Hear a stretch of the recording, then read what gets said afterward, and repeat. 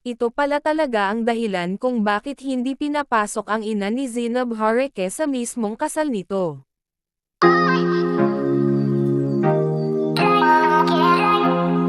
Pinag-uusapan ngayon ang hindi pagdalo ng ina ni Zainab Hareke sa mismong kasal nito dahil umano sa hindi pagkakaunawaan ng dalawa.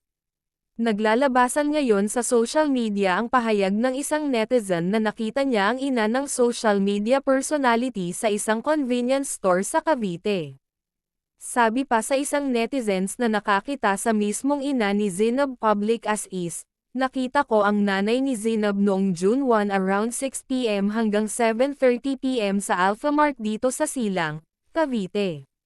May pumasok na dalawang babae, yung isa mas matanda, naka-formal like kagagaling lang sa event.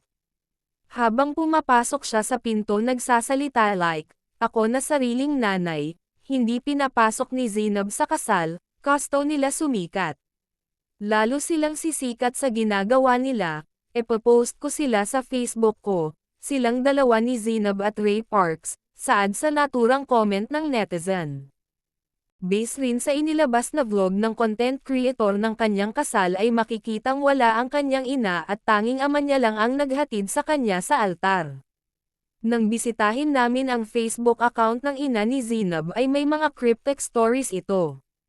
Kapag may mga taong sinaktan ka emotionally, take it as a sign na hindi sila worth sa presence mo.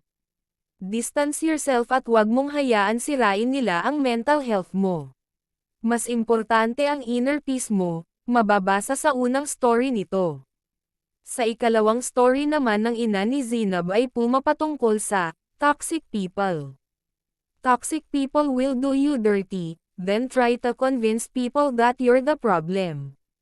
Samantala, sinagot naman ng manager ni Zainab na si Jay Isidro ang tanong kung bakit wala ang ina ng kanyang alaga sa big day nito. Not feeling well, maikling sagot nito.